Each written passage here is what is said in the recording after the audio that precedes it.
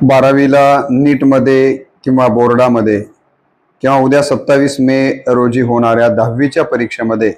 जर आपल्याला कमी मार्क्स मिळाले असतील तर त्याच्याबद्दलचं अजिबात ताणतणाव घेऊ नका, आपली मानसिकता बिघडू देऊ नका, कारण अपयश हीच यशाची पहिली पायरी आहे। म्हणून आमचा हिंदीतला एक कवी असं म्हणतो की असफलता एक चुनौती है स्वीकार करो, असफलता एक चुनौती है स्वीकार करो, क्या कमी रह गई देखो और सुधार करो, जब तक सफल न हो नींद चैन की त्यागो तुम,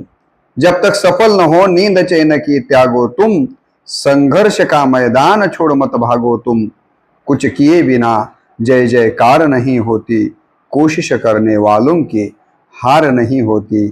कोशिश करने वालों की हार नहीं होती। इथे जरी आपल्याला आज अपयश आलं असलं तरी आपण प्रयत्न सोडू नका,